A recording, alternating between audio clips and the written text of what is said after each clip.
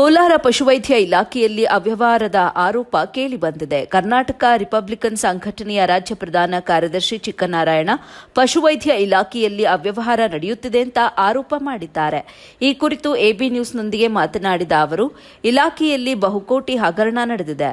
ಇಲಾಖೆಯಲ್ಲಿ ಅವರಿಗೆ ಬೇಕಾದವರಿಗೆ ಸಹಾಯಕ ನಿರ್ದೇಶಕರು ಫಲಾನುಭವಿಗಳ ಹೆಸರಿನಲ್ಲಿ ಸಹಾಯ ಧನವನ್ನ ಬಿಡುಗಡೆ ಮಾಡಿ ನಂತರ ಅವರೇ ಸಹಿ ಹಾಕಿ ಹಣ ಪಡೆಯುತ್ತಿದ್ದಾರೆ ಅಂತ ಆರೋಪಿಸಿದ್ದಾರೆ. ಈ ಕುರಿತು ನಮ್ಮ ಎಬಿ ನ್ಯೂಸ್ ವರದಿಗಾರ ಮಾಡಿರುವಂತಹ ಚಿಟ್ ಚಾಟ್ ಇಲ್ಲಿದೆ. ನೀವು ಸಾಲವನ್ನು ತೀರಿಸಿ ಅಂದ್ರೆ ಸಾಲ ಎಲ್ಲ ಮರುಪಾವತಿಯಾದ ನಂತರ ಎರಡನ್ನು ಬಿಡುಗಡೆ ಮಾಡ್ತಾರೆ. ಅದೆಲ್ಲ ಸುಳ್ಳು. ಇವತ್ತು ಕರ್ನಾಟಕ ರೈತ ರಾಜ್ಯ ರಿಪಬ್ಲಿಕನ್ ಸಂಘಟನೆಯ ರಾಜ್ಯ ಪ್ರಧಾನ ಕಾರ್ಯದರ್ಶಿ ಚಿಕ್ಕನಾರಾಯಣ ಅವರು ಪದೇ ಪದೇ ಈ ಥರ ಪಶು ವೈದ್ಯ ಇಲಾಖೆಯಲ್ಲಿ ಅವ್ಯವಹಾರ ನಡೀತಾ ಇದೆ ಅಂತ ಹೇಳ್ಬಿಟ್ಟು ಆಪಾದನೆ ಮಾಡ್ತಾ ಇದ್ದಾರೆ. ಬನ್ನಿ ಅವ್ರ ಜೊತೆಯಲ್ಲಿ ನಮ್ಮ ಜೊತೆಯಲ್ಲಿ ಇದ್ದಾರೆ, ಅವ್ರಿಗೆ ಮಾತಾಡ್ತಾರೆ.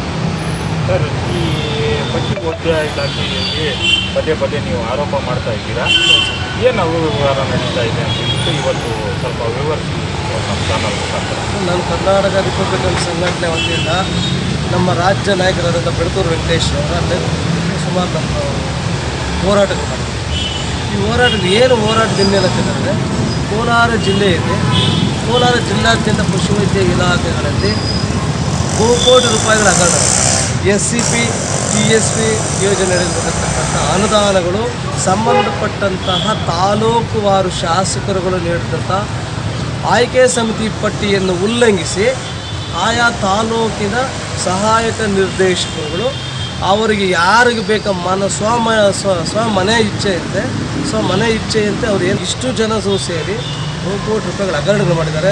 ಜೊತೆಗೆ ಬೆಂಗಳೂರಿನಿಂದ ಬಂದಿರತಕ್ಕಂಥ ಹೆಸರುಘಟ್ಟನಲ್ಲಿರ್ತಕ್ಕಂಥ NS ಬಾಲಚಂದ್ರನವರು ಅವರು ವಿಚಾರಣೆಗೆ ಅಂತ ಹೇಳ್ಬಿಟ್ಟು ಬಂದುಬಿಟ್ಟು ನನ್ನೇ ಹೇಳ್ತಾರೆ, ಚಿಕ್ಕಣ್ಣವರೇ ನಾನು ಹೇಳಿದ ರೀತಿಯಲ್ಲೇ ನೀನು ಹೇಳಿಕೆ ಕೊಡಬೇಕು, ಎಲ್ಲರೂ ಹೊರಗಡೆ ಹೋಗಂತ ಹೇಳ್ಬಿಟ್ಟು ಆ ಸಿಬ್ಬಂದಿವರೆಗೂ ಹೊರಗಡೆ ಕಳಿಸ್ಬಿಟ್ಟು ನಾನು ಹೇಳಿದ ರೀತಿಯಲ್ಲಿ ಹೇಳಿಕೆ ಕೊಡಿ, ನಿನಗೆ 5 ತಾಲೂಕು ಆಪಾದನೆ ಮಾಡಿದೆಯಾ, 5 ತಾಲೂಕುಗಳು ಆಪಾದನೆ ಮಾಡಿರ್ತಕ್ಕಂಥ ನಿಮ್ಗೆ ಎಷ್ಟು ಕೊಡಬೇಕು ನಾನು ಕೊಡಿಸ್ತೀನಿ ಅಂತ ಹೇಳ್ತಾರೆ.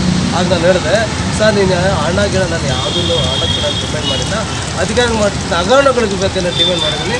ಹಗರಣಗಳು ಮಾಡಿರ್ತಕ್ಕಂಥ ಹಗರಣಕೋರರ ಅಧಿಕಾರಿಗಳನ್ನು ಸಸ್ಪೆಂಡ್ ಮಾಡಿ ಅದೇ ನನಗೆ ಕೋಟ್ಯಾಂತರ ರೂಪಾಯಿ ಆಸ್ತಿ ಅಂತ ಹೇಳಿದ್ದೇನೆ.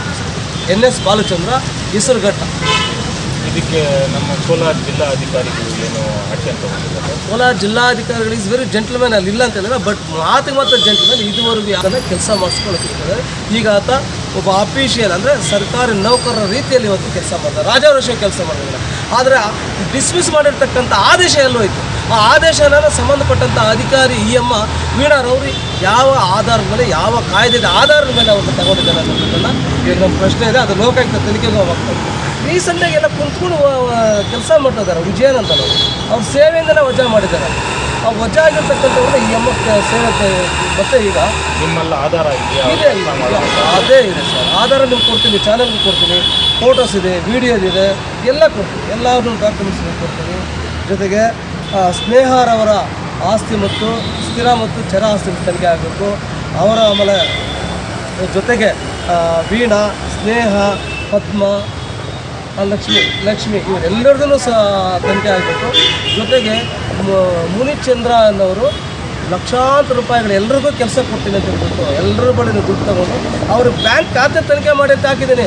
ಆದರೆ ಲೋಕಾಯುಕ್ತ ಕೊಟ್ಟಿದ್ದೀನಿ, ನಾನು ಲೋಕಾಯುಕ್ತ ಕಣ್ಣು ಮುಚ್ಕೊಂಡಿದ್ದೀನಿ ಅಂತ ಗೊತ್ತಿಲ್ಲ. ಆದರೆ ಲೋಕಾಯುಕ್ತ ವಿರುದ್ಧವಾಗಿ ನಾನು ಎಲ್ಲ ದಾಖಲೆಗಳನ್ನು ತಗೊಂಡು ಲೋಕಾಯುಕ್ತ ವಿರುದ್ಧವಾಗಿ ಕೂಡ ನಾನು ಈಗ ಹೈಕೋರ್ಟ್ ಅಂದರೆ ಉಚ್ಚ ನ್ಯಾಯಾಲಯಕ್ಕೆ ಮೊರೆ ಹೋಗುವಂಥ ಸನ್ನಿವೇಶ ಕೂಡ ನಾನು ಓದಿ ಬಂದೈತೆ.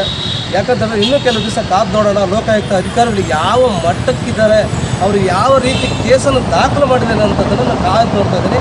ಒಂದು ವೇಳೆ ಅದು ಏನಾದರೂ ವಿಫಲವಾದಲ್ಲಿ ನಾನು ಆಗಿರ್ತಕ್ಕಂಥ ಕೇಸು ವಿಫಲವಾದಂಥ ಸಮಯದಲ್ಲಿ ಉಚ್ಚ ನ್ಯಾಯಾಲಯಕ್ಕೆ ಸಂಬಂಧಪಟ್ಟಂಥ ಲೋಕಾಯುಕ್ತ ಅಧಿಕಾರಿಗಳ ವಿರುದ್ಧ ಕೂಡ ನಾನು ಕೇಸ್ ದಾಖಲೆ ಮಾಡ್ತೀನಿ. ಇಷ್ಟು ಕರ್ನಾಟಕ ಸಂಘಟನೆಯ ರಾಜ್ಯ ಪ್ರಧಾನ ಕಾರ್ಯದರ್ಶಿ ಚಿಕ್ಕನಾರಾಯಣ, ರಾಜ್ಯಾಧ್ಯಕ್ಷ ಬೆಳತೂರು ವೆಂಕಟೇಶ್ ರವರ ನೇತೃತ್ವದಲ್ಲಿ ಈ ಹೇಳಿಕೆಯನ್ನು ನೀಡಿದ್ದಾರೆ.